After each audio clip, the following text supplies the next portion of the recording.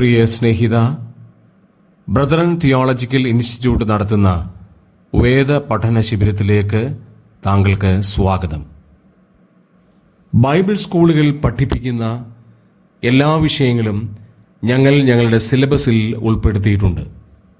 ഈ വിഷയങ്ങളെ ക്രമാനുഗതമായി പഠിപ്പിക്കുവാനായിട്ടാണ് ഞങ്ങൾ പരിശ്രമിക്കുന്നത്. ഇത് താങ്കൾക്ക് അനുഗ്രഹമാകും എന്നതിന് രണ്ടു പക്ഷമില്ല. ഞങ്ങൾ അയക്കുന്ന ഒരു വീഡിയോ പോലും താങ്കൾക്ക് നഷ്ടമാകാതിരിക്കുവാൻ ശ്രദ്ധിച്ചാലും ഞങ്ങളുടെ ചാനൽ സബ്സ്ക്രൈബ് ചെയ്യുകയും ബെൽ ഐക്കൺ അമർത്തുകയും ചെയ്യുമ്പോൾ ഞങ്ങൾ വീഡിയോ പോസ്റ്റ് ചെയ്യുമ്പോൾ തന്നെ താങ്കൾക്ക് നോട്ടിഫിക്കേഷൻ ലഭിക്കുന്നു. തന്മൂലം ഒരു വീഡിയോയും താങ്കൾക്ക് നഷ്ടമാകുകയില്ല എന്ന് മാത്രമല്ല, ഈ വീഡിയോകൾ നിങ്ങളുടെ ജീവിതത്തിൽ അനുഗ്രഹ കാരണമായിരിക്കും എന്നതിന് തർക്കവുമില്ല. കഴിഞ്ഞ 5 മൺഡേസിൽ ബൈബിൾ ആൻഡ് സയൻസുമായിട്ട് ബന്ധപ്പെട്ട വിഷയത്തിൻ്റെ പല വശങ്ങൾ നമ്മൾ കൺസിഡർ ചെയ്തു. കഴിഞ്ഞ ആഴ്ച ബൈബിൾ ഡിഫിക്കൽട്ടീസ് എന്നുള്ള വിഷയം, അതിൽ നമ്മൾ യോശുവയുടെ ലോങ് ഡേ അങ്ങനെയുള്ള ചില വിഷയങ്ങൾ കവർ ചെയ്തു. ഇന്ന് ഒരു പുതിയ വിഷയം എടുക്കാൻ ആഗ്രഹിക്കുന്നു. അതാണ് പരിണാമവാദം. ആക്ച്വലി ഈ ബൈബിൾ വിശ്വസിക്കുന്ന ആളുകൾക്കും അതുപോലെ തന്നെ ബൈബിൾ എതിർക്കുന്ന ആളുകൾക്കും രണ്ടുപേർക്കും ഒരുപോലെ മനസ്സിൽ പല ചോദ്യങ്ങളുള്ള ഒരു വിഷയമാണ് പരിണാമവാദം. അപ്പോൾ സാധാരണ ഏറ്റവും മേജർ ചോദ്യം വരുന്നത്, ശാസ്ത്രജ്ഞന്മാർ പരിണാമവാദത്തെ സ്ഥാപിച്ചല്ലോ, അങ്ങനെയെങ്കിൽ വിശുദ്ധ വേദപുസ്തകം ആദാമിന്റെ ഹവ്വായുടെ ഏദൻ തോട്ടത്തിന്റെ ഒക്കെ കാര്യങ്ങൾ പറയുന്നു, അത് തമ്മിൽ എങ്ങനെ റിക്കൺസൈൽ ചെയ്യാൻ സാധിക്കും? അതില് സ്റ്റാർട്ടിങ്ങിൽ തന്നെ നമ്മൾ മനസ്സിലാക്കേണ്ടത്, ഈവൻ നിരീശ്വരവാദികൾ പോലും ഉപയോഗിക്കുന്ന title the law of evolution എന്നല്ല, ദ തിയറി ഓഫ് എവല്യൂഷൻ എന്നാണ്. ഓൾറെഡി നമ്മൾ ആ വിഷയം വളരെ ഡീറ്റെയിൽ ആയിട്ട് പരിശോധിച്ചതാണ്, ഈ തിയറിയും ഫാക്റ്റും തമ്മിലുള്ള ഡിഫറൻസ്. അപ്പോൾ അതൊരു സ്ഥാപിക്കപ്പെട്ട വസ്തുതയാണെങ്കിൽ, അത് ശാസ്ത്രത്തിൻ്റെ ഒരു നിയമമാണെങ്കിൽ, അതിനെ എന്തുകൊണ്ട് ലോ ഓഫ് എവല്യൂഷൻ എന്ന് പറയുന്നില്ല എന്ന് നമ്മളോട് തന്നെ ചോദിക്കേണ്ടതാണ്. ആൻഡ് നമ്മളെ വിസ്തരിക്കാൻ ആരെങ്കിലും ക്രിസ്തു വിരോധികൾ വരുവാണെങ്കിൽ അവരോടും ചോദിക്കേണ്ട ഒരു കാര്യമാണ്. ഇപ്പൊ തന്നെ ബയോളജിയില് എത്രയോ നിയമങ്ങളുണ്ട്, അതിനെ ലോ എന്ന് തന്നെ പറയുന്നു. അതിന്റെ ബെസ്റ്റ് എക്സാമ്പിൾ ആണ് law of biogenesis. Life comes only from pre existing life. അപ്പൊ ഈ ബയോളജിയിലുള്ള ആളുകൾ ഈ വിഷയത്തെക്കുറിച്ച് ഇഗ്നറൻ്റ് ഒന്നുമല്ല. തന്നെയല്ല, അമേരിക്ക പോലുള്ള പാശ്ചാത്യ രാജ്യങ്ങളിൽ ക്രിസ്തീയ വിശ്വാസികൾ പരിണാമവാദത്തെ വെല്ലുവിളിക്കുന്നതിൻ്റെ കാരണം കൊണ്ട് അവർക്ക് തന്നെ അറിയാം, ഇതൊരു ലോ ആയി കിട്ടിയാൽ പിന്നെ അവരെ ആർക്കും വെല്ലുവിളിക്കാൻ സാധിക്കത്തില്ല.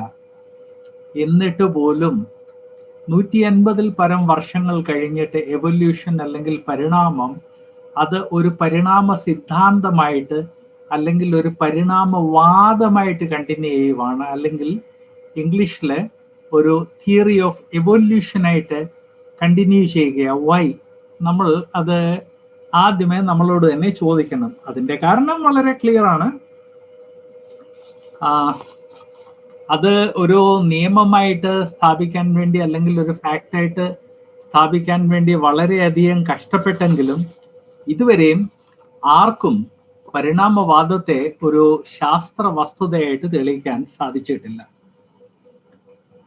അത് ഒരു പശ്ചാത്തലം നമ്മളൊന്ന് നോക്കിയിട്ട് നമുക്ക് ആ വിഷയം ഒന്ന് ശരിയായിട്ടൊന്ന് സ്റ്റഡി ചെയ്യാം. ആദ്യ ബാക്ക്ഗ്രൗണ്ട് തന്നെ നോക്കിക്കളയാം.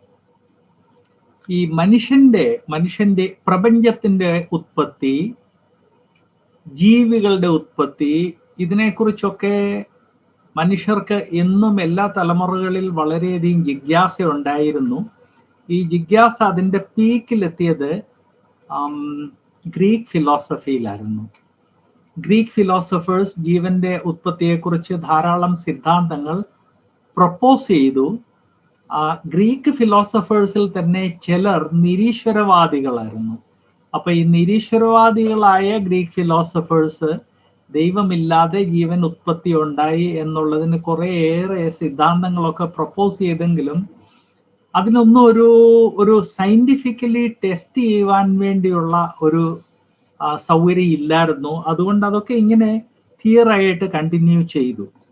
അത് കഴിഞ്ഞ് 1800-കളിലാണ് ശാസ്ത്രലോകം എങ്ങനെങ്കിലും ദൈവം എന്നുള്ള ആ കൺസെപ്റ്റിനെ റിജക്റ്റ് ചെയ്യാൻ ആഗ്രഹിച്ചിരുന്ന സമയത്താണ് ചാൾസ് ഡാർവിൻ തൻ്റെ പ്രസ്താവന മുൻപോട്ട് വെച്ചത്. പ്രത്യേകം നമ്മൾ ശ്രദ്ധിക്കേണ്ട ഒരു കാര്യമുണ്ട്. ഏതാണ്ട് 1600 AD ആയപ്പോഴത്തേക്ക് നിരീശ്വരവാദികൾ വളരെയധികം, പ്രത്യേകിച്ച് യൂറോപ്പിൽ തന്നെ ഫ്രാൻസിലും അങ്ങനെയുള്ള രാഷ്ട്രങ്ങളിൽ വളരെ ശക്തിപ്പെട്ടു. ഈ നിരീശ്വരവാദികൾ ശക്തിപ്പെട്ട് അവരുടെ ഈ സിദ്ധാന്തങ്ങളെ സ്ഥാപിക്കാൻ വേണ്ടി ശ്രമിച്ച് ഒരു 200 വർഷം ശ്രമിച്ചിട്ടും അവർക്ക് വലിയ സക്സസ് ഒന്നും കിട്ടാതിരുന്ന ആ സമയത്താണ് ചാൾസ് ഡാർവിൻ തൻ്റെ സിദ്ധാന്തം പ്രപ്പോസ് ചെയ്തത്. അതുകൊണ്ടാണ് ഡാർവിനെ പരിണാമവാദത്തിന്റെ പിതാവെന്ന് എല്ലാവരും പറയുന്നത്. ആക്ച്വലി ഡാർവിൻ അല്ല പിതാവ്. പരിണാമ സിദ്ധാന്തത്തിന്റെ പിതാക്കന്മാരെന്ന് പറഞ്ഞു കഴിഞ്ഞാൽ ചില നാസ്തിക ഗ്രീക്ക് ഫിലോസഫേഴ്സ് ആയിരുന്നു.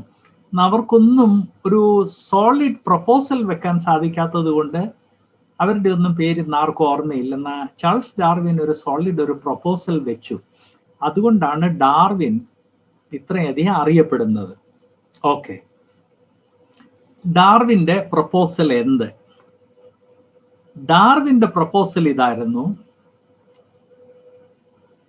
ഈ പ്രപഞ്ചത്തിൽ മാറ്റർ, പദാർത്ഥവും എനർജി, ഊർജവും തമ്മിലുള്ള മിക്സിംഗ് ആൻഡ് ഇന്ററാക്ഷന്റെ കാരണം കൊണ്ട് മാറ്റർ ക്രമേണ കോംപ്ലക്സ് ആയി വന്നു. ഓക്സിജനും ഹൈഡ്രജനും കൂടെ റിയാക്ട് ചെയ്ത് വെള്ളമായി, കാർബണും ഓക്സിജനും കൂടെ കാർബൺ ഡൈ ഓക്സൈഡായി, അതുപോലെ തന്നെ ഹൈഡ്രജനും നൈട്രജനും കൂടെ റിയാക്ട് ചെയ്ത് അമോണിയ ഉണ്ടായി. ഇതെല്ലാം തമ്മിൽ പരസ്പരം റിയാക്ട് ചെയ്ത് കോടാനുകോടി ആറ്റംസ് ആൻഡ് മോളിക്യൂൾസ് ചേർന്ന് ആദ്യത്തെ ജീവാണു ഉണ്ടായി. ആ ഏകകോശീയ അല്ലെങ്കിൽ സിംഗിൾ സെൽ ഏകകോശീയ ജീവാണു കുറച്ച് ഡെവലപ്പ് ചെയ്ത് കഴിഞ്ഞപ്പോൾ 2 സെൽസ് ഉള്ള ജീവാണുവായി മാറി. കുറച്ച് കഴിഞ്ഞപ്പോൾ 4 മാറി, അത് പിന്നെ 8 മാറി, പിന്നെ 80 മാറി, പിന്നെ 800 പിന്നെ 8 കോടി, 80 കോടി, 8000 കോടി, കോടാനുകോടിയായി മാറി. ഇതാണ് പരിണാമ സിദ്ധാന്തം. ചാൾസ് ഡാർവിൻ അതിനുവേണ്ടി കുറച്ച് പ്രപ്പോസൽസ് ഒക്കെ വെച്ചായിരുന്നു. പ്രപ്പോസൽ ഇങ്ങനെയായിരുന്നു: ഇങ്ങനെ ഏകകോശീയ ജീവിയിൽ നിന്ന് ഗ്രാജുവലി ഡെവലപ്പ് ചെയ്തത് വളരെ നീണ്ട ഒരു കാലയളവും കൊണ്ടാണ് ഈ ഡെവലപ്മെന്റ് ഉണ്ടായത്. ആൻഡ് ഇങ്ങനെ നീണ്ട കാലയളവും കൊണ്ട് ഈ എവല്യൂഷൻ ഉണ്ടായതുകൊണ്ട് അതിൻ്റെ തെളിവ് നമുക്ക് ഈ ഭൂമിയുടെ മണ്ണിൽ തന്നെ കണ്ടു കിട്ടണം. അത് ഈ ഡാർവിൻ ഈ പ്രപ്പോസൽ വെച്ച സമയത്ത്, അല്ലെങ്കിൽ ഈ പ്രപ്പോസൽ വെക്കുന്നതിന് മുമ്പ് തന്നെ ഭൂമിശാസ്ത്രവുമായിട്ട് ബന്ധപ്പെട്ട് ഗവേഷണം ചെയ്യുന്ന ധാരാളം ആളുകൾ ഒരു കാര്യം കണ്ടിരുന്നു. ചില സ്ഥലത്തൊക്കെ ചെന്ന് കഴിഞ്ഞാൽ പഴയ കാലത്തെ ജീവികളും അവരുടെ സ്കെലിറ്റനൊക്കെ കണ്ടുകിട്ടുന്നു. അതുപോലെ തന്നെ പഴയ കാലത്തെ മനുഷ്യന്റെ സ്കെലിറ്റനൊക്കെ കണ്ടുകിട്ടുന്നു. അപ്പൊ അത് ഡാർവിന് വലിയൊരു ഈ സിദ്ധാന്തം മുന്നോട്ട് വെക്കാൻ വലിയൊരു സഹായമായി മാറി. ഡാർവിൻ പ്രപ്പോസ് ചെയ്തത് ഈ ഏകകോശീയ ജീവിയിൽ നിന്ന് മനുഷ്യൻ വരെയുള്ള ക്രമാനുഗതമായ പ്രോഗ്രസീവായ ഡെവലപ്മെന്റ് അത് ഉണ്ടായപ്പോൾ കോടാനുകോടി വർഷം മുൻപുണ്ടായിരുന്ന ജീവികളാണ് ഈ ഫോസിൽസ് ആയിട്ട് നമുക്ക് കിട്ടുന്നത്. അതുപോലെ കോടാനുകോടി വർഷങ്ങൾക്ക് മുൻപ് ജീവിച്ചിരുന്ന മനുഷ്യനാണ് മനുഷ്യന്റെ ഫോസിൽസ് ആയിട്ട് കിട്ടുന്നത്. അപ്പൊ ഡാർവിൻ തന്റെ പ്രപ്പോസൽ വെച്ചപ്പോൾ ഓൾറെഡി ദശലക്ഷക്കണക്കിന് ഫോസിൽസ് ലഭ്യമായിരുന്നു. അതുകൊണ്ട് ആ ഫോസിൽസ് ആണ് ഇതിന്റെ തെളിവെന്ന് ഡാർവിൻ പറഞ്ഞപ്പോൾ പെട്ടെന്ന് ആളുകൾ ഡാർവിനെ വിശ്വസിച്ചു. ഞാൻ ഓർപ്പിച്ചതുപോലെ യൂറോപ്പിൽ വലിയ അനുകൂലമായ സാഹചര്യമായിരുന്നു ഈ യുക്തിവാദികളുടെ കാരണം കൊണ്ട്. അതുകൊണ്ട് ഡാർവിൻ ഇങ്ങനൊക്കെ പറഞ്ഞ് എല്ലാവരും അങ്ങ് വിശ്വസിച്ചെങ്കിലും ശാസ്ത്രത്തിന് തന്നെ ഒരു ഗുണമുണ്ട്. ഏത് ശാസ്ത്രജ്ഞൻ എത്ര അതോറിറ്റി എന്ന് ക്ലെയിം ചെയ്യുന്ന ശാസ്ത്രജ്ഞനാണെങ്കിലും ആ ശാസ്ത്രജ്ഞൻ പറയുന്നതിനെ മറ്റ് ശാസ്ത്രജ്ഞന്മാര് ഒന്നിൽ ആ പ്രസ്താവന പറയുമ്പോൾ തന്നെ അല്ലെങ്കിൽ അത് കഴിഞ്ഞ് അതിനെ പരിശോധിക്കും. അപ്പം ഈ ഡാർവിൻ തന്റെ പ്രപ്പോസൽ അങ്ങോട്ട് വെച്ച് കഴിഞ്ഞതോടെ ഇഷ്ടംപോലെ ഫോസിൽസ് ഉണ്ട്, അതുകൊണ്ട് അധികം താമസിക്കാതെ തെളിവുകളെല്ലാം കിട്ടുമെന്ന് ഡാർവിൻ പറഞ്ഞപ്പം ഡാർവിന്റെ സമകാലീനരായ ശാസ്ത്രജ്ഞന്മാര്, സുവോളജിയുടെ എക്സ്പേർട്സ് ഉണ്ടായിരുന്നു, ബോട്ടണിയുടെ എക്സ്പേർട്സ് ഉണ്ടായിരുന്നു, ജിയോളജിയുടെ എക്സ്പേർട്സ് ഉണ്ടായിരുന്നു, മറ്റ് ശാസ്ത്രങ്ങളിലെ എക്സ്പേർട്സ് ഉണ്ടായിരുന്നു. ഇവരെല്ലാം പ്രതീക്ഷിച്ചത് 1 by 1 ആ തെളിവ് ലഭിക്കുമെന്നാണ്. അതിൽ ഡാർവിൻ പ്രപ്പോസ് ചെയ്തത് ഏറ്റവും ഇമ്പോർട്ടൻ്റ് ആയിട്ടുള്ള തെളിവ്, ഒരു ജീവി മറ്റൊരു ജീവിയിലേക്ക് സ്ലോലി ക്രമാനുഗതമായിട്ട് പരിണമിക്കുവാണെങ്കിൽ ആദ്യത്തെ ജീവിയും ലാസ്റ്റിലുള്ള ജീവിയും അവരുടെ ഇടയ്ക്ക് പല ഇന്റർമീഡിയറ്റ് ഫോംസ് ഉണ്ടായി കാണണം. നമുക്ക് തന്നെ മനസ്സിലാക്കാവുന്നതാണ്.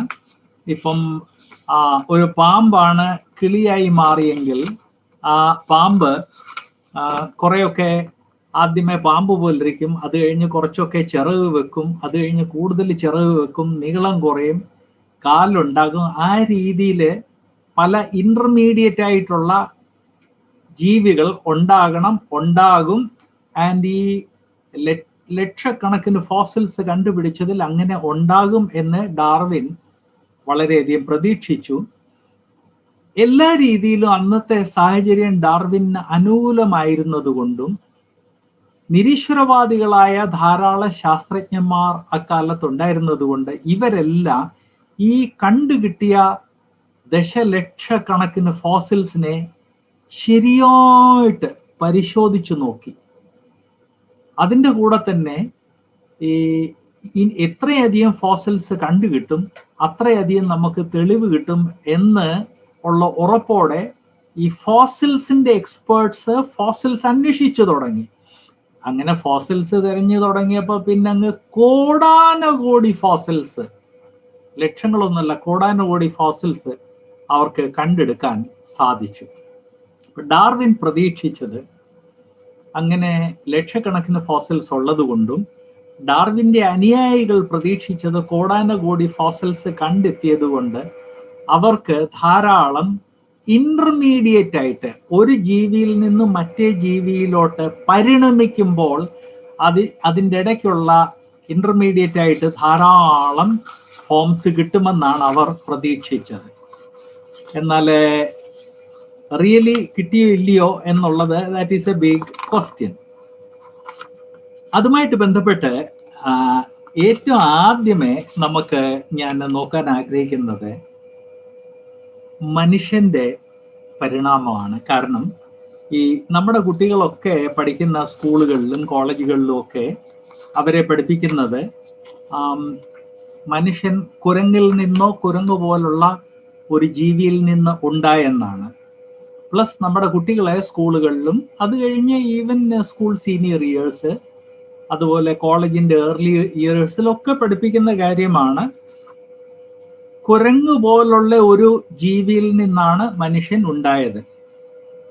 ഇടയ്ക്കിടയ്ക്ക് നമുക്ക് ന്യൂസും കേൾക്കാറുണ്ട്, ആഫ്രിക്കയിൽ ഒരു സ്കെലിറ്റൻ കണ്ടുപിടിച്ചു. അത് കുരങ്ങിന്റെയും മനുഷ്യന്റെയും ഇടയ്ക്കുള്ളത് അല്ലെങ്കിൽ മധ്യവർത്തിയായ ഒരു ഫോസിലാണ്. ഈ ഫോസിൽ മനുഷ്യൻ കുരങ്ങിൽ നിന്നാണ് പരിണമിച്ചത് എന്നുള്ളതിന്റെ തെളിവാണ്. ഇത് നമ്മൾ ധാരാളം കേൾക്കാറുണ്ട്. ചില ഫോസിൽസിന്റെ പേര് നിങ്ങൾ കേട്ടിട്ടുണ്ടല്ലേ?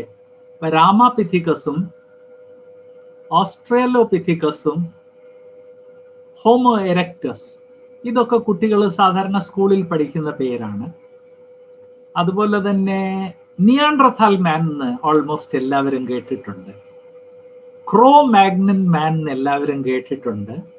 എന്ന് മാത്രമല്ല, ഇക്കാലത്ത് പലപ്പോഴും ഒരുത്തൻ ബുദ്ധിഹീനനെ പോലെ പ്രവർത്തിച്ചു കഴിഞ്ഞാൽ നീ എന്നാടാ ഒരു നിയാൻഡർഥാൽ ആണോന്ന് ഇംഗ്ലീഷ് സംസാരിക്കുന്നവർ ചോദിക്കാറ് തന്നെയുണ്ട്. കാരണം മനുഷ്യന്റെ ഒരു what should I say ancestor മനുഷ്യന്റെ അത്രയും, ഇന്നത്തെ ആധുനിക മനുഷ്യന്റെ അത്രയും വികസനവും ബുദ്ധിയും ഇല്ലാത്ത ഒരു കുരങ്ങ് മനുഷ്യനായിരുന്നു നിയാൻഡർഥാൽ മാൻ എന്നാണ് പലര് വിശ്വസിച്ചിരിക്കുന്നത്.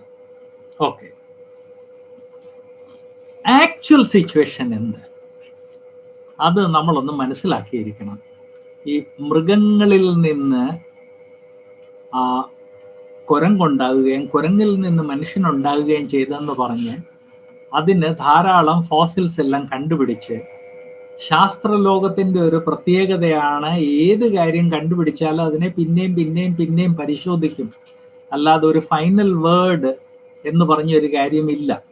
അതുകൊണ്ട് പരിശോധിച്ച് പരിശോധിച്ച് പരിശോധിച്ച്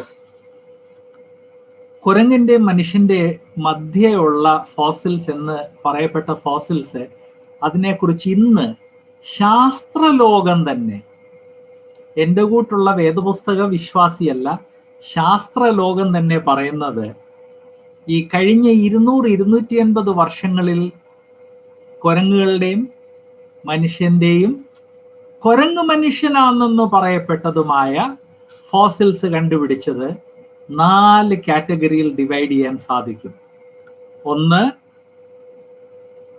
ശരിയായിട്ട് അനലൈസ് ചെയ്ത് കഴിഞ്ഞപ്പോൾ അത് പൂർണ്ണമായും കുരങ്ങാണ് എന്ന് മനസ്സിലായ ഫോസിൽസ്. ഓസ്ട്രേലോപിഥിക്കസ്, രാമാപിഥിക്കസ് എന്നുള്ള പേര് നിങ്ങൾ കേട്ടിട്ടുണ്ടായിരിക്കും. അത് കുരങ്ങ് മനുഷ്യനാണെന്നായിരുന്നു ഒരു 25 വർഷം മുമ്പ് വരെ ശാസ്ത്രലോകം അവകാശപ്പെട്ടത്. കുട്ടികളുടെ ടെക്സ്റ്റ് ബുക്സിലും അങ്ങനെ പറഞ്ഞിരുന്നത്. ഇന്ന് 21ാം നൂറ്റാണ്ടിൽ ശാസ്ത്രലോകം തന്നെ പറയുന്നത് ഓസ്ട്രേലോപിഥിക്കസും രാമാപിഥിക്കസും കുരങ്ങ് മനുഷ്യനല്ലായിരുന്നു, പ്യോർ കുരങ്ങായിരുന്നു.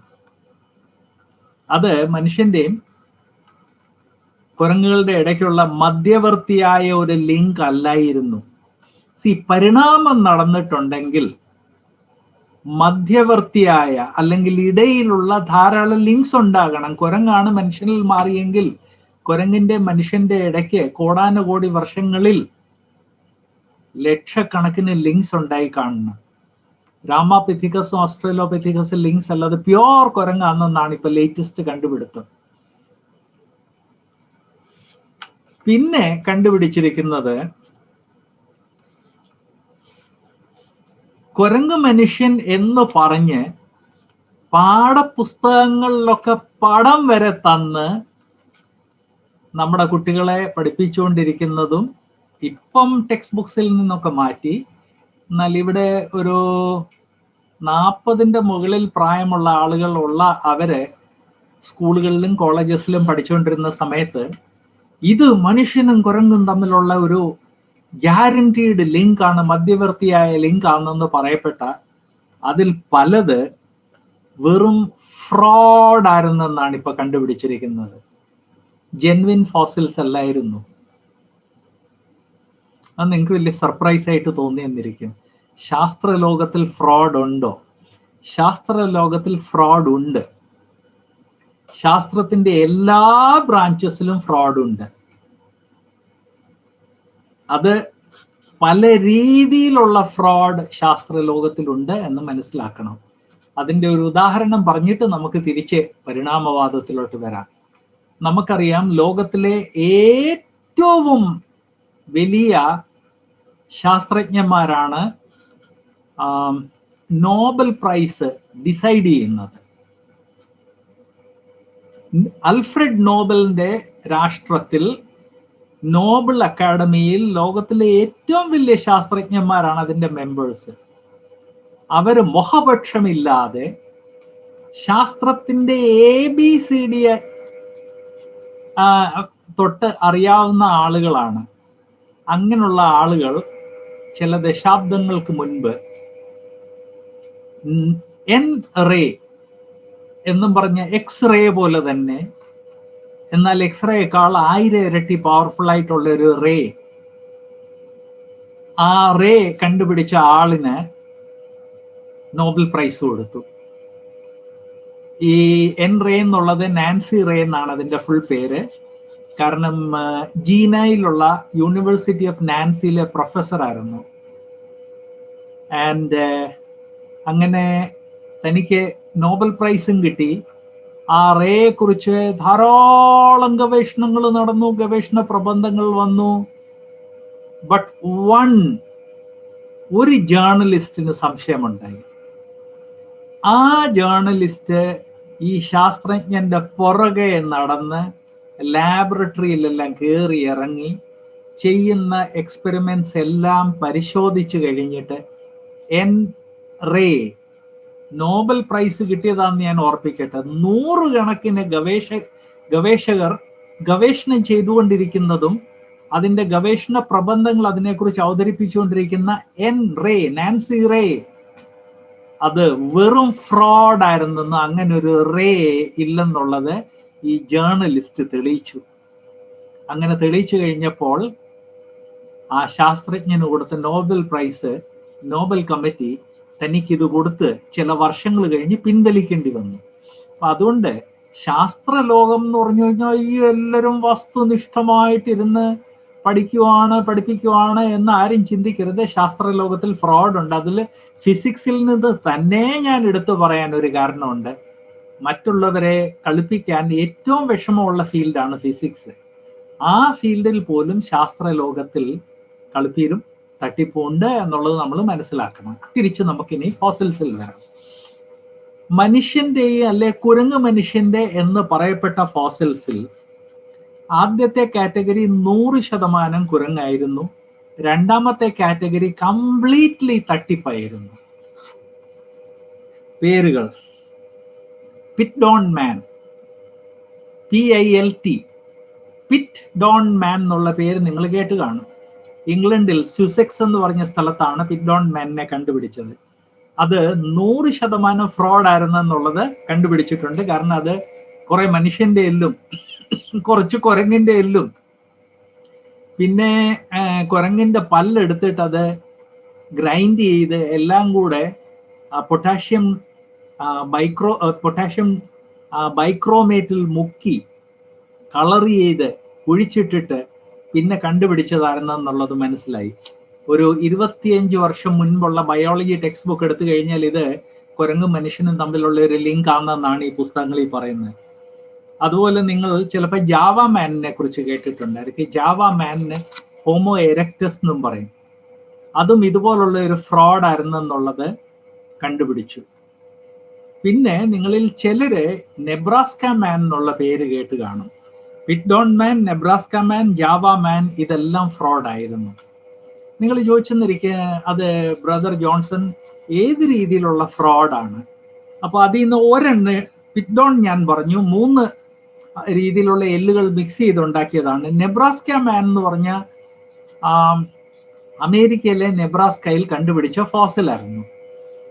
ആ ഫോസിലിന്റെ അടിസ്ഥാനത്തിൽ നെബ്രാസ്ക മാനിന്റെ ഫുൾ പടം, നെബ്രാസ്ക വുമനിന്റെ ഫുൾ പടം, അവർ ജീവിച്ചിരുന്ന സാഹചര്യം അതിന്റെ ഫുൾ പടം ഇല്ലുസ്ട്രേറ്റഡ് ലണ്ടൻ ന്യൂസ് എന്ന് പറഞ്ഞ മാസിക പബ്ലിഷ് ചെയ്തിരുന്നു. എന്താ കണ്ടുപിടിച്ചത്? 2 പല്ല് മാത്രം, വെറും 2 പല്ല്. ആ 2 പല്ലിന്റെ അടിസ്ഥാനത്തിലാണ് പുരുഷന്റെ പടം വരച്ചു, സ്ത്രീയുടെ പടം വരച്ചു, അവരുടെ ചുറ്റുപാടുമുള്ള ആ എൻവയറമെന്റിന്റെ പടം വരച്ചു. ഇതെല്ലാം ചെയ്ത് ചില വർഷങ്ങൾ കഴിഞ്ഞ് ആ ഫുൾ സ്കെലിറ്റൻ കിട്ടി. ആ ഫുൾ സ്കെലിറ്റൻ കിട്ടിയപ്പോൾ തെളിഞ്ഞത് അതൊരു പന്നിയുടെ സ്കെലിറ്റൻ ആയിരുന്നു എന്നാണ്. പന്നിയുടെ കുടുംബത്തിൽ, ഫാമിലിയിൽപ്പെട്ട ഒരു ജീവിയുടെ സ്കെലിറ്റൻ ആയിരുന്നു. അതിൽ നിന്നാണ് നെബ്രാസ്ക മാന്, നെബ്രാസ്ക വുമന് ആൻഡ് അവരുടെ എൻവയറമെന്റ് കംപ്ലീറ്റ് ഉണ്ടാക്കിയത്. സോ ഈ മനുഷ്യന്റെ പരിണാമത്തെ കുറിച്ച് തെളിവുകൾ പറയുന്നതിൽ ഒരു കാറ്റഗറി വെറും കുരങ്ങുകളുടെ ഫോസിൽസ് ആണ്, അല്ലാതെ മധ്യവർത്തി അല്ല. ഒരു ഗ്രൂപ്പ് വെറും ഫ്രോഡ് അല്ലെങ്കിൽ തട്ടിപ്പായിരുന്നു എന്ന് തെളിഞ്ഞിട്ടുണ്ട്. മൂന്നാമത്തേത് ഒളിച്ചു വെച്ച ഫോസിൽസ്. ആ ഫോസിൽസ് ഒളിച്ചു വെക്കേണ്ട ആവശ്യം എന്താ? അതിന് കാരണമുണ്ട്. ഈ കുരങ്ങ് മനുഷ്യന്റെ യുഗമായിരുന്നു അക്കാലത്ത്. ആധുനിക മനുഷ്യൻ ഇല്ലായിരുന്നു.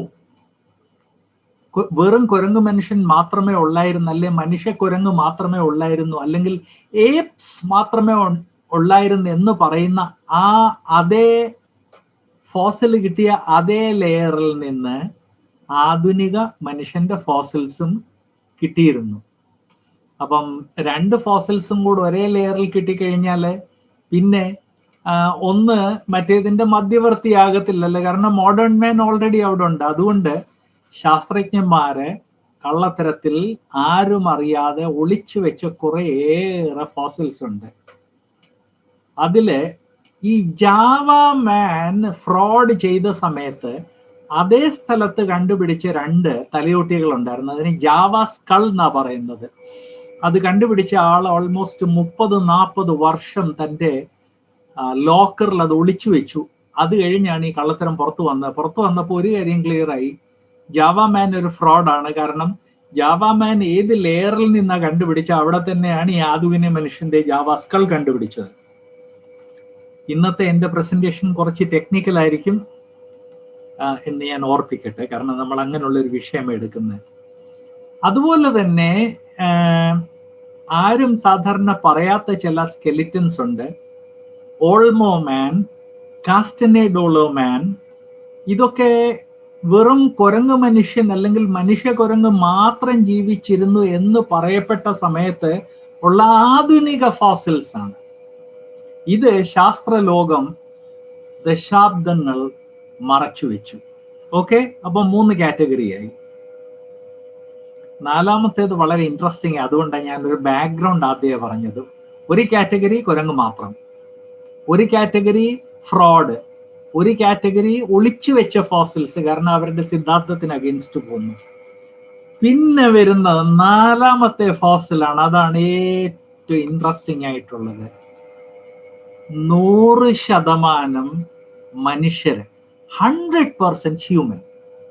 ഇംഗ്ലീഷിലൂടെ ഞാനൊന്ന് റിപ്പീറ്റ് ചെയ്യട്ടെ.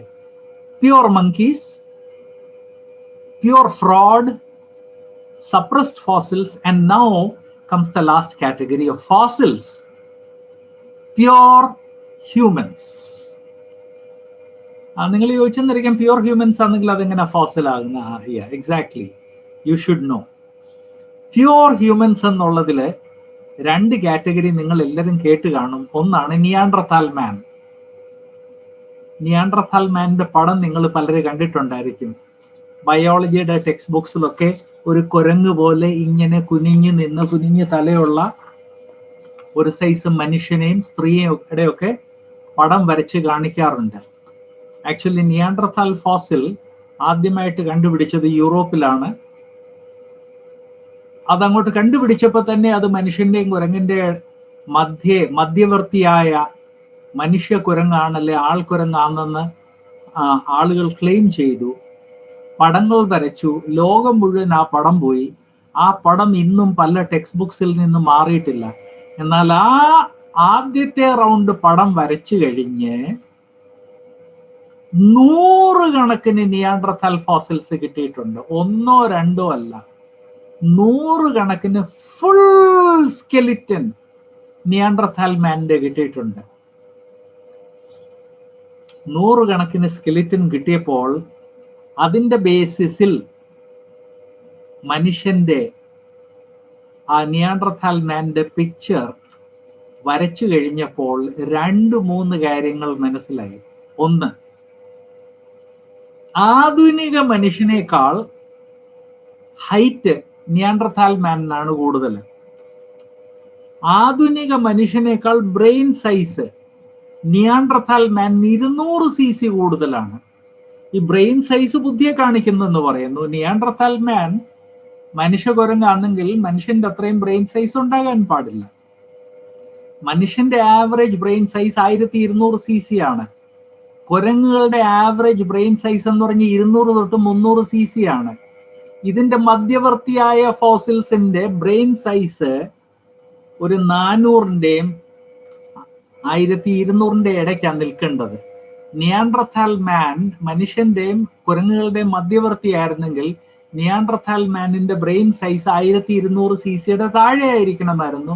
എന്നാൽ നിയാൻഡർതാൽ മാനിന് ഇന്നുള്ള ആധുനിക മനുഷ്യനേക്കാൾ ആവറേജ് ഹൈറ്റ് കൂടുതൽ, ബ്രെയിൻ സൈസ് 200 cc നമ്മളെക്കാൾ കൂടുതലായിരുന്നു.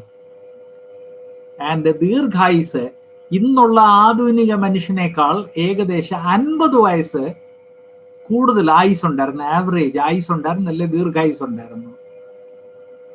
അതിന്റെ അടിസ്ഥാനത്തിൽ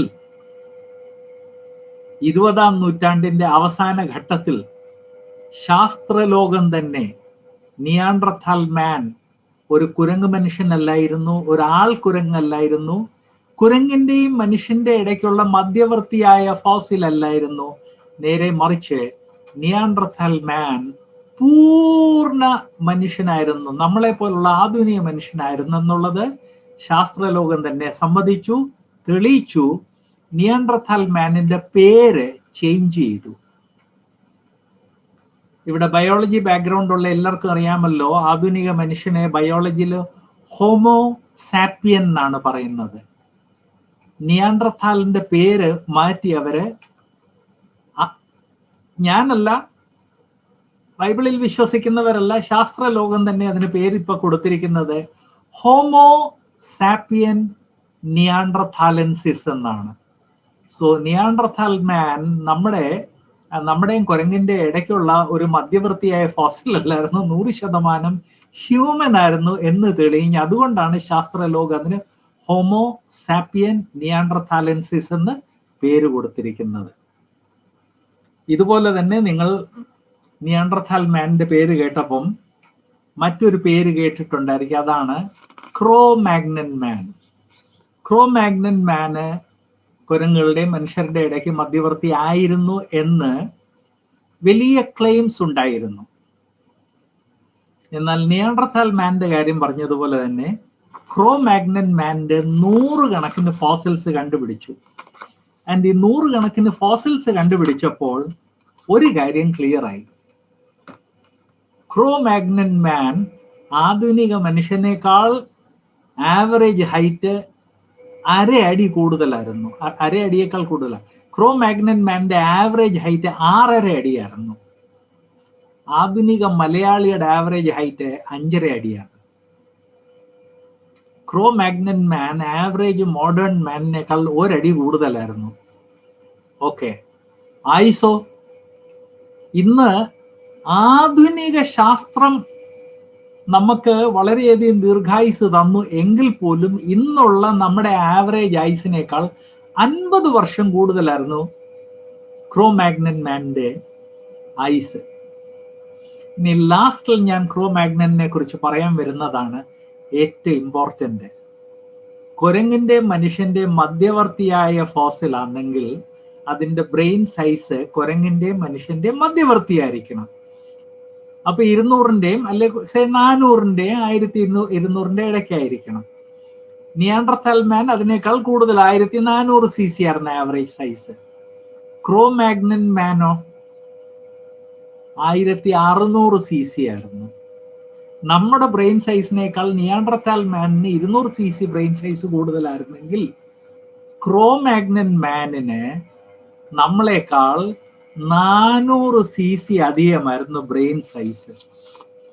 അതുകൊണ്ട് മനുഷ്യൻ കുരങ്ങുകളിൽ നിന്ന് പരിണമിച്ചതാണെന്നും ശാസ്ത്രജ്ഞന്മാര് മനുഷ്യരുടെയും കുരങ്ങുകളുടെയും മധ്യയുള്ള കുരങ്ങ് മനുഷ്യനെ കണ്ടുപിടിച്ചെന്നും അല്ലെങ്കിൽ ആൾക്കുരങ്ങുകളെ കണ്ടുപിടിച്ചെന്നും അങ്ങനെ മനുഷ്യൻ കുരങ്ങുകളിൽ നിന്ന് പരിണമിച്ചതാണെന്ന് സ്ഥാപിക്കപ്പെട്ടു എന്ന് ആരെങ്കിലും പറയുവാണെങ്കിൽ അവർ ശാസ്ത്രലോകം തന്നെ പറയുന്ന ലേറ്റസ്റ്റ് കാര്യങ്ങൾ മനസ്സിലാക്കുന്നില്ല, വായിച്ചിട്ടില്ല എന്ന് നമ്മൾ മനസ്സിലാക്കണം. സോ ആദ്യമേ ആ വിഷയം എടുക്കാമെന്ന് ഞാൻ ചിന്തിച്ചതിന്റെ കാരണം, എനിക്ക് കിട്ടിയ ചോദ്യം, പരിണാമവാദത്തെ കുറിച്ച് കിട്ടിയ ചോദ്യത്തിൽ ഈ മനുഷ്യ പരിണാമം വളരെ പ്രധാനപ്പെട്ട ഒരു വിഷയമായിട്ടാണ് ലഭിച്ചത്. അപ്പൊ അതുകൊണ്ട് ആദ്യം അതിന്റെ ഫണ്ടമെന്റൽസ് അങ്ങ് ക്ലിയർ ആക്കാമെന്ന് വെച്ചു. അപ്പൊ ഒരു ചോദ്യം വരുന്നത്, ഓക്കെ, ഇത് 150 വർഷം അല്ലെ അതിൽ കൂടുതലായി ഡാർവിൻ തന്റെ സിദ്ധാന്തം പ്രപ്പോസ് ചെയ്തത്. അത് കഴിഞ്ഞ് ഫോസിൽസ് മാത്രമല്ലല്ലോ, ജെനറ്റിക്സിലും ധാരാളം വർക്ക് നടന്നിട്ടുണ്ടല്ലോ, ബയോകെമിസ്ട്രിയിൽ ധാരാളം വർക്ക് നടന്നിട്ടുണ്ടല്ലോ. അതിൻ്റെയൊക്കെ റിസൾട്ട് എന്ത്? അത് അതിനേക്കാൾ രസമാണ്. ഡാർവിന്റെ സമയത്ത് ഏറ്റവും ചെറിയ ജീവി തൊട്ട് അതിനേക്കാൾ വലുത് അത് വലിയൊരു ട്രീ പോലെ ഡെവലപ്പ് ചെയ്തെടുത്തായിരുന്നു. അതിന് ബയോളജിയിൽ സാധാരണ ഫൈലോജെനറ്റിക് ട്രീ എന്നാണ് പറയുന്നത്.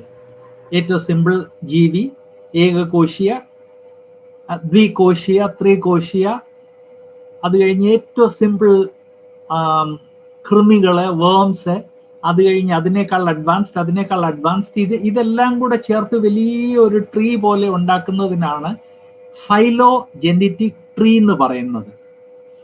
അപ്പൊ കഴിഞ്ഞ ദിവസം നിങ്ങൾ ആരോ ഒരു ചോദ്യം ഫോർവേഡ് ചെയ്തതില് ഈ ചോദ്യം ഉണ്ടായിരുന്നു. ഓക്കെ, അന്നത്തെ കാലത്ത് നമ്മൾ ഓർത്തു ഫോസിൽസും കൊണ്ട് ഈ കാര്യങ്ങളൊക്കെ തെളിയുമെന്ന്. എന്നാൽ അത് കഴിഞ്ഞ് ജെനറ്റിക്സ് കൂടെ വന്നല്ലോ, ജെനറ്റിക്സിൽ കൂടെ ഇത് തെളിഞ്ഞില്ലേ? ജെനറ്റിക്സിൽ കൂടെ തെളിഞ്ഞു. എന്താ തെളിഞ്ഞത്? അങ്ങനൊരു ട്രീ നിർമ്മിച്ചത് അത് കംപ്ലീറ്റ്ലി മനുഷ്യന്റെ ഇമാജിനേഷൻ ആയിരുന്നെന്നും ഈ പറയുന്ന ജീവികൾ തമ്മിൽ പറയുന്ന രീതിയിൽ യാതൊരു ബന്ധമില്ലെന്നാണ് തെളിഞ്ഞത്. അല്ലാതെ പരിണാമവാദം കുറച്ചുകൂടെ സ്ട്രോങ് ആകുകയല്ല ചെയ്തത്. ഇൻഫാക്ട് ഈ ജെനറ്റിക്സിൽ റിസർച്ച് അങ്ങോട്ട് പ്രോഗ്രസ് ചെയ്തതോടെ ഈ പറയുന്ന രീതിയിൽ ഈ ജന്തുക്കൾ തമ്മിൽ യാതൊരു ബന്ധമില്ലെന്ന് തെളിഞ്ഞു കഴിഞ്ഞപ്പോൾ ശാസ്ത്രലോകത്തിൽ തന്നെ ഒരു പുതിയ ഗ്രൂപ്പ് ശാസ്ത്രജ്ഞന്മാർ ഉണ്ടായി. അവർ ബയോളജിയിൽ ഒരു പുതിയ ബ്രാഞ്ച് തന്നെ തുടങ്ങി. അതിന്റെ പേരാണ് ക്ലാഡിസം, CLAD, ക്ലാഡിസം. ആൻഡ് ഈ ക്ലാഡിസത്തിൽ വിശ്വസിക്കുകയും ക്ലാഡിസം പഠിപ്പിക്കുന്ന ആളുകളെ ക്ലാഡിസ്റ്റ് എന്ന് പറയും. ഈ ക്ലാഡിസ്റ്റ് ആരാണ്? എന്തുകൊണ്ട് ഈ ക്ലാഡിസം എന്നുള്ള ഒരു സിദ്ധാന്തം വന്നു?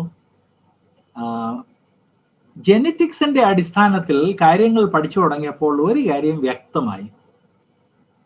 ഈ പറയുന്ന രീതിയിൽ ഏറ്റവും സിമ്പിളായിട്ടുള്ള ജീവിയിൽ നിന്ന് ഏറ്റവും കോംപ്ലക്സ് ആയിട്ടുള്ള ജീവി വരെ ഒരു ലിങ്ക് ഉണ്ടെന്ന് പറയുന്ന ആ ലിങ്ക്സ് എല്ലാം ഇല്ലാതായി ജെനറ്റിക്സ് പഠിച്ചു കഴിഞ്ഞപ്പോൾ.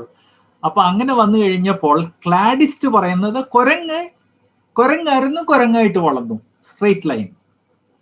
മനുഷ്യനായിരുന്നു, മനുഷ്യനായിട്ട് വളർന്നു, സ്ട്രെയിറ്റ് ലൈൻ. കുതിരയായിരുന്നു, കുതിരയായിട്ട് വളർന്നു. അപ്പം ഈ സാധാരണ ബയോളജിക്കൽ ടെക്സ്റ്റ് ബുക്സില് ഒരു വേര് തൊട്ടിങ്ങനെ മരം, അതിന്റെ ബ്രാഞ്ചസ് അതെല്ലാം ഓരോ മൃഗങ്ങളാണെന്ന് പറയുന്ന ക്ലാഡിസ്റ്റ് വരയ്ക്കുന്ന ട്രീ വെർട്ടിക്കൽ ലൈൻസ് മാത്രമാണ്, തമ്മിൽ യാതൊരു ലിങ്കും ഇല്ല. കാരണം ജെനറ്റിക്സ് പഠിച്ചു വന്നു കഴിഞ്ഞപ്പോൾ ഇങ്ങനൊരു ഫൈലോജെനറ്റിക് ട്രീ നിർമ്മിക്കാൻ സാധിക്കത്തില്ല എന്നുള്ളത് വ്യക്തമായി. സോ അത് എന്നോട് ചോദിച്ച എനിക്ക് ലഭിച്ച ഒരു ചോദ്യത്തിന്റെ മറുപടിയാണ്. ഇനി മുന്നോട്ട് പോകുമ്പോൾ 1-2 കാര്യങ്ങൾ ഫിസിക്സ് ആൻഡ് കെമിസ്ട്രിയിൽ നിന്ന് ഓർപ്പിക്കാൻ ആഗ്രഹിക്കുന്നു. ശാസ്ത്രലോകം അവകാശപ്പെടുന്നത് 1000 കോടികൾ അല്ലെ കോടാനുകോടി വർഷങ്ങൾക്ക് മുൻപ് വലിയൊരു സ്ഫോടനമുണ്ടായി. ഓഫ് കോഴ്സ് മഹാസ്ഫോടന സിദ്ധാന്തം എന്നെ റിജക്ട് ചെയ്തെന്ന് ഞാൻ ഓർപ്പിച്ചു. അവർ എന്നിട്ട് അവകാശപ്പെടുന്നത് ഈ പ്രപഞ്ചത്തിലുള്ള പിണ്ഡങ്ങളെല്ലാം ഇങ്ങനെ കറങ്ങിയിരുന്ന സമയത്ത് മാറ്റർ ആൻഡ് എനർജി തമ്മിൽ ഇന്ററാക്ഷൻ ഉണ്ടായി, ആറ്റംസ് കമ്പൈൻ ചെയ്ത് മോളിക്യൂൾസ് ആയി, മോളിക്യൂൾസ് കമ്പൈൻ ചെയ്ത് വലിയ മെഗാ മോളിക്യൂൾസ് ആയി, മെഗാ മോളിക്യൂൾസ് കമ്പൈൻ ചെയ്ത് ആദ്യത്തെ ഏകകോശീയ ജീവി ഉണ്ടായി എന്നെല്ലാമാണ് ഒത്തിരി ഈ ബയോളജി ടെക്സ്റ്റ് ബുക്സിലൊക്കെ പഠിപ്പിക്കുന്നത്. അവിടെ ഒരു പ്രോബ്ലം ഉണ്ട്. നാം മനസ്സിലാക്കേണ്ടത് ഈ പ്രപഞ്ചത്തിന്റെ അല്ലെങ്കിൽ മാറ്റർ ആൻഡ് എനർജിയുടെ അടിസ്ഥാനം ഫിസിക്സ് ആണ്. ഫിസിക്സിന്റെ നിയമങ്ങളെ ലംഘിച്ചൊരു കാര്യം ഈ പ്രപഞ്ചത്തിൽ നടക്കത്തില്ല.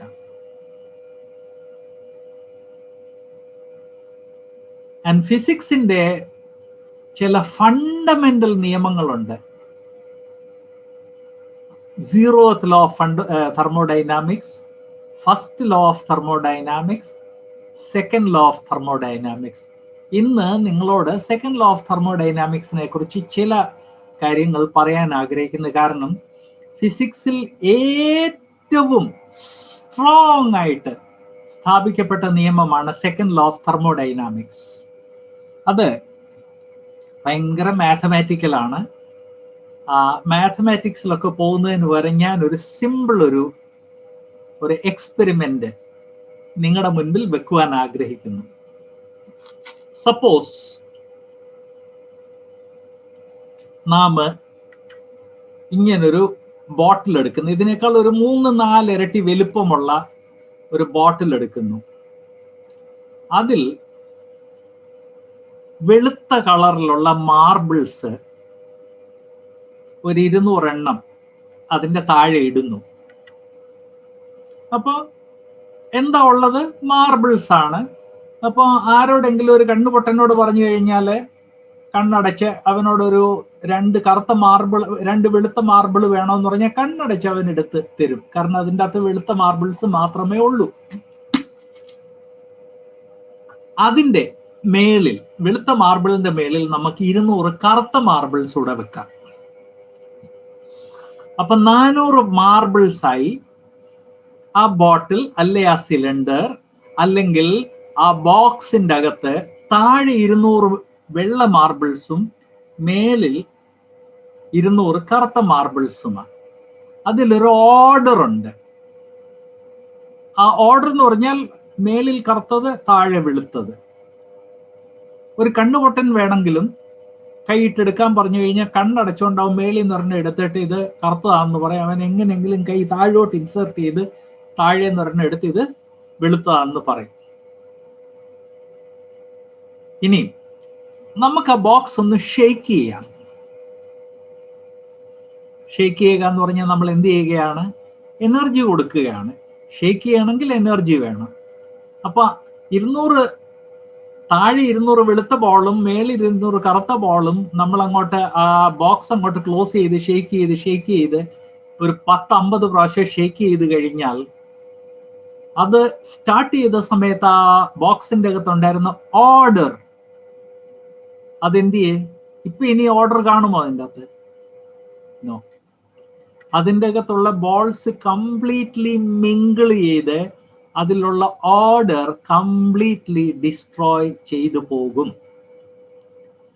ഈ എക്സ്പെരിമെന്റിൽ കൂടെ സെക്കൻഡ് ലോ ഓഫ് തെർമോഡൈനാമിക്സ് നമുക്ക് മനസ്സിലാക്കാൻ സാധിക്കും, അല്ലെങ്കിൽ എനിക്ക് മനസ്സിലാക്കി തരാൻ സാധിക്കും. ആ എക്സ്പ്ലനേഷൻ ഇങ്ങനെയാണ്: മാറ്റർ ആൻഡ് എനർജി യാതൊരു പ്ലാൻ ഇല്ലാതെ റാൻഡമായിട്ട് മാറ്റർ എനർജിയും തമ്മിൽ ഇന്ററാക്ട് ചെയ്ത് കഴിഞ്ഞാൽ ഉള്ള ഓർഡർ കൂടെ ഡിസോർഡർ ആയിട്ട് മാറും. ഞാനത് ഇംഗ്ലീഷിൽ ഒന്ന് ഡിഫൈൻ ചെയ്യട്ടെ, നിങ്ങൾ ഇംഗ്ലീഷ് മീഡിയമിലുള്ള കുട്ടികൾക്ക് വേണ്ടി. When matter and energy interact randomly with each other, then order will always go into disorder, never the other way around. ഇത് ഫിസിക്സിന്റെ ഒരു അൺചേഞ്ചബിൾ നിയമമാണ്. നിങ്ങളെല്ലാം മെഡിസിൻസ് കണ്ടിട്ടുണ്ട്, ഉപയോഗിച്ചിട്ടുണ്ട്. മെഡിസിൻ്റെ ബോട്ടിൽസിലെല്ലാം ഒരു ഡേറ്റ് ഉണ്ടാകും, എക്സ്പയറി ഡേറ്റ്. വൈ? ഒരു മെഡിസിൻ എന്ന് പറഞ്ഞാൽ അത് എക്സ്ട്രീംലി കോംപ്ലക്സ് ആയിട്ടുള്ള ഒരു രാസവസ്തുവാണ്, കെമിക്കൽ കോമ്പൗണ്ട് ആണ്. ആ കെമിക്കൽ കോമ്പൗണ്ട് ടാബ്ലറ്റിന്റെ ഫോമിൽ അല്ലെ സിറപ്പിന്റെ ഫോമിൽ ഒരു ബോട്ടിലിന്റെ അകത്ത് വെച്ച്, ആ ബോട്ടിൽ എവിടെ വെച്ച് കഴിഞ്ഞാലും അതിലോട്ട് ലൈറ്റ് വീഴുന്നുണ്ട്. നമ്മൾ ലൈറ്റ് ഓൺ ചെയ്യുന്നു. ലൈറ്റ് ഓൺ ചെയ്യുമ്പോൾ അതിൽ നിന്ന് ഇൻഫ്രാറെഡ് റേസ് ഉണ്ട്, വിസിബിൾ സ്പെക്ട്രം ഉണ്ട്, അൾട്രാ വയലറ്റ് റേസ് ഉണ്ട്. അതെല്ലാം കുപ്പിക്കകത്ത് പോകുന്നുണ്ട്. അതുകൊണ്ടാണ് മെഡിസിൻസിന്റെ കുപ്പികൾ സാധാരണ ഡാർക്ക് കളറിൽ നിർമ്മിക്കുന്നത്. അതുകൊണ്ടാണ് മെഡിസിൻസിന്റെ ബോട്ടിൽസിലൊക്കെ എഴുതിയിരിക്കുന്നത് number 1, keep the cap tightly closed and away from direct sunlight. Away from sunlight എന്തുകൊണ്ടാണ്? സൺലൈറ്റിൽ വളരെ സ്ട്രോങ് ആയിട്ട് അൾട്രാ വയലറ്റ് റേസ് ഉള്ളതുകൊണ്ട് ആ അൾട്രാ വയലറ്റ് റേസ് ചെന്ന് ആ മെഡിസിനിലുള്ള രാസവസ്തുവുമായിട്ട് റാൻഡംലി റിയാക്ട് ചെയ്യുമ്പോൾ ആ രാസവസ്തു ബ്രേക്ക് ഡൗൺ ആകും. അവര് സാധാരണ പറയുന്ന അത് ഒരു കാൽക്കുലേഷന്റെ അടിസ്ഥാനത്തിലാ. അത്രയും സമയം കഴിയുമ്പോഴത്തേക്ക് ആ മെഡിസിൻ അതിന് ഇഫക്റ്റ് ഇല്ലാതെയായി മാറും. പ്രത്യേകിച്ച് അയൺ ടാബ്ലറ്റ്സിനെ കുറിച്ചൊക്കെ പറയുന്നത് അതിന്റെ എക്സ്പയറി ഡേറ്റ് കഴിഞ്ഞാൽ അത് തൊടാൻ പോലും പാടില്ല, കാരണം അത് പോയിസണായിട്ട് മാറുവാണ്. How? Matter, complex chemicals, energy, അത് തമ്മിൽ ഇന്ററാക്ട് ചെയ്യുമ്പം ഡിസോർഡർ ഓർഡറിലോട്ടല്ല, ഓർഡർ എപ്പോഴും ഡിസോർഡറിലോട്ടാണ് പോകുന്നത്. നിങ്ങളെല്ലാം ശ്രദ്ധിച്ചു കാണും, നമ്മളൊക്കെ വീടുകളിൽ കർട്ടൻസ് ഉപയോഗിക്കുന്നുണ്ട്. ജനലിൽ ഇട്ടിരിക്കുന്ന കർട്ടൻസ് ഒരു 2-3 വർഷം കഴിഞ്ഞ് എടുത്തു കഴിഞ്ഞാൽ പുറത്തോട്ടുള്ള കളറ് തന്നെയാണോ ആ കർട്ടന്റെ പുറത്തുള്ള അതേ കളറാണോ കർട്ടന്റെ അകത്തുള്ളത്? നോ. പുറത്തുള്ള കളർ കണ്ടമാനം ഫെയ്ഡ് ആയിരിക്കും, അകത്തുള്ളത് ഫെയ്ഡ് ആയെങ്കിൽ അത്രയധികം ഫെയ്ഡ് ആകത്തില്ല. ഇതെല്ലാം സെക്കൻഡ് ലോ ഓഫ് തെർമോഡൈനാമിക്സ് ആണ്. Whenever matter and energy are left to themselves, to interact by themselves, order always breaks down. Order always goes from order to disorder, never the other way around. ഡിസോർഡറിൽ നിന്ന് order വരണമെങ്കിൽ 2-3 conditions ഉണ്ട്. ഒന്ന്, ഒരു plan ഉണ്ടായിരിക്കണം. 2, ആ പ്ലാനിനനുസരിച്ച് ഡിസോർഡറിനെ ഓർഡറിലോട്ട് മാറ്റാൻ വേണ്ടി ഒരു മെക്കാനിസം ഉണ്ടായിരിക്കണം. 3, ആ മെക്കാനിസം ചലിപ്പിക്കുവാൻ വേണ്ടിയുള്ള ഒരു എനർജി ഉണ്ടായിരിക്കണം. വെറും പെട്രോള് ഒരു വണ്ടിയുടെ മേളിലോട്ട് കോരി ഒഴിച്ചാൽ വണ്ടി ഓടത്തില്ല. വളരെ കോംപ്ലക്സ് ഒരു മെക്കാനിസം ഉണ്ട്. അതിലോട്ട് പെട്രോൾ ഒഴിച്ച് സ്പാർക്ക് കൊടുക്കുമ്പോഴാണ് വണ്ടി ഓടുന്നത്. എന്നാൽ ഒരു വണ്ടിയുടെ നിർമ്മാണത്തിൽ എത്രയോ ടോപ്പ് ടെക്നോളജീസ് ഇൻവോൾവ് ആണ്. സോ ഒരു പ്ലാന്, ഒരു മെക്കാനിസം, എനർജി, ഇത് 3 ഉണ്ടെങ്കിൽ മാത്രമേ ഡിസോർഡർ ഓർഡറിലോട്ട് പോകത്തുള്ളൂ. ആൻഡ് എവിടെയെങ്കിലും ഒരു പ്ലാൻ ഉണ്ടെങ്കിൽ അവിടെ ഒരു പ്ലാനറും ഉണ്ടാകേണ്ടത് ആവശ്യമാണെന്ന് ഞാൻ ഓർപ്പിക്കട്ടെ. അപ്പോൾ സെക്കൻഡ് ലോ ഓഫ് തെർമോഡൈനാമിക്സ് വളരെ വ്യക്തമായിട്ട് പറയുന്നത് ഈ പ്രപഞ്ചത്തിൽ ഒരിക്കലും ഓർഡർ തന്നെ ഡിസോർഡർ ഓർഡറിലോട്ട് പോകത്തില്ല. ഓർഡർ എന്ന് ഡിസോർഡറിലോട്ടാണ് പോകുന്നത്. ക്ലോസിങ്ങിൽ ജസ്റ്റ് 2 ഉദാഹരണങ്ങൾ തന്ന് ഞാൻ ഈ പറഞ്ഞ കാര്യം നിങ്ങളുടെ മനസ്സിൽ പതിയുന്ന രീതിയിൽ പറഞ്ഞിട്ട് ഞാൻ ക്ലോസ് ചെയ്യുന്നതായിരിക്കും. നമുക്കെല്ലാം അറിയാം, മനുഷ്യൻ ഇന്ന് വരെ നിർമ്മിച്ചതിൽ ഏറ്റവും വലിയ പ്ലെയിന് ബോയിങ് 747 ആയിരുന്നു. അത് തന്നെ ബോയിങ് 747 വൈഡ് ബോഡി. അല്ലെങ്കിൽ പിന്നെ റഷ്യ ഉണ്ടാക്കിയ ആന്റോനോവ് ഈ ലഗേജ് ക്യാരി ചെയ്യാൻ വേണ്ടി ഉപയോഗിക്കുന്നത്. ഈ എയ്റോപ്ലെയിൻസ് ഉപയോഗിക്കുവാൻ വേണ്ടിയുള്ള ഓരോ പാർട്ടും അതിന് അതിൻ്റെതായ സ്പെസിഫിക്കേഷൻ ഉണ്ട്. അപ്പൊ ഈ ഒരു ജംബോ ജെറ്റ് നിർമ്മിക്കുവാൻ വേണ്ടി ഉപയോഗിക്കുന്ന ദശലക്ഷക്കണക്കിന് ഉള്ള എല്ലാ പാർട്ടും കൂടെ നമ്മളൊരു വലിയ അതിവിശാലമായ കോസ്മിക് പെട്ടിക്കകത്ത് ഇട്ടിട്ട് അങ്ങോട്ട് ഷെയ്ക്ക് ചെയ്ത് തുടങ്ങിക്കഴിഞ്ഞാൽ ആ പാർട്സ് എല്ലാം കണക്ട് ആയി ജംബോ ജെറ്റായി മാറുമോ?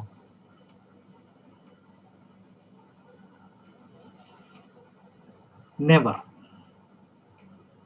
Even a moron will not claim that it will become a jumbo jet. Okay, leave it. അതിനേക്കാൾ സിമ്പിൾ ഒരു എക്സാമ്പിൾ എടുക്കാം. നമ്മളിൽ പലർ ഓട്ടോമാറ്റിക് വാച്ചസ് ഉപയോഗിക്കാറുണ്ട്.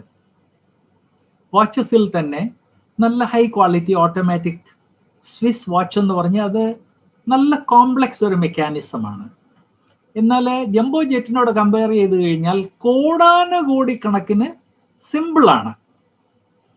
അപ്പം ജംബോ ജെറ്റ് ഒരു പെട്ടിക്കകത്ത് ഇടുന്നതിന് പകരം ഞാൻ ഈ കാണിച്ച ഈ ബോക്സ് ഉണ്ടല്ലോ, ചെറിയ കണ്ടെയ്നർ, ഓട്ടോമാറ്റിക് വാച്ചിന്റെ സർവ്വ കോമ്പോണൻസും കൂടെ നമ്മൾ ഈ ചെറിയ ബോക്സിൻ്റെ അകത്തിട്ട് അങ്ങോട്ട് ഷേക്ക് ചെയ്ത് തുടങ്ങിയാൽ അത് തന്നെത്താനെ അസംബിൾ ചെയ്ത് ഒരു ഓട്ടോമാറ്റിക് വാച്ച് ആകാൻ എത്ര വർഷം എടുക്കും?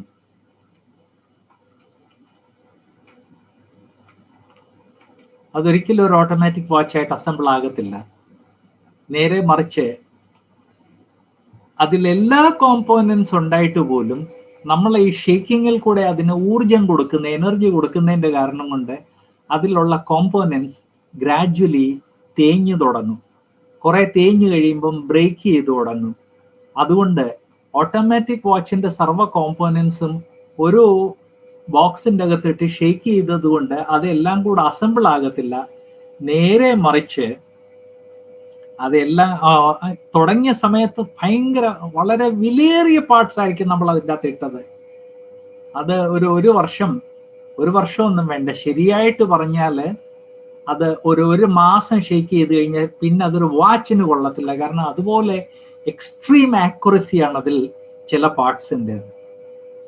So let me remind you my dear friends, matter and energy അതെല്ലാം കൂടെ പരസ്പരം റിയാക്ട് ചെയ്ത് ആറ്റംസ്, മോളിക്യൂൾസ്, മെഗാ മോളിക്യൂൾസിൽ നിന്ന് ഏകകോശീയ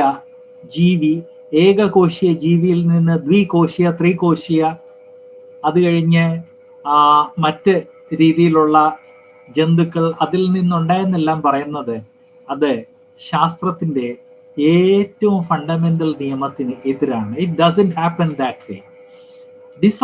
ഓർഡറിലോട്ട് പോകണമെങ്കിൽ ആദ്യമേ ഒരു പ്ലാനർ ഉണ്ടായിരിക്കണം. ആ പ്ലാനർ ഒരു പ്ലാൻ ഡിസൈൻ ചെയ്യണം. ഡിസൈൻ ചെയ്തിട്ട് അതിനനുസരിച്ച് കാര്യങ്ങൾ എക്സിക്യൂട്ട് ചെയ്യാൻ വേണ്ടിയുള്ള എനർജി ഉണ്ടായിരിക്കണം, ഒരു മെക്കാനിസം ഉണ്ടായിരിക്കണം. എങ്കിൽ മാത്രമേ ഓർഡറിലോട്ട് പോകത്തുള്ളൂ. പരിണാമ സിദ്ധാന്തം ചാൾസ് ഡാർവിൻ പ്രപ്പോസ് ചെയ്തപ്പോൾ യൂറോപ്പിൽ വലിയ എക്സൈറ്റ്മെന്റ് ആയിരുന്നു. എന്നാൽ ഏകദേശം 150 വർഷം കഴിഞ്ഞതോടെ അത് ഇന്ന് യാതൊരു രീതിയിലും തെളിവില്ലാതെ ഇങ്ങനെ നിൽക്കുന്നു. ഏകദേശം 30 വർഷം മുമ്പ് സെക്യുലർ മാസികയായ റീഡേഴ്സ് ഡൈജസ്റ്റ് ഈ വിഷയത്തെക്കുറിച്ച് ഒരു ലേഖനം എഴുതി.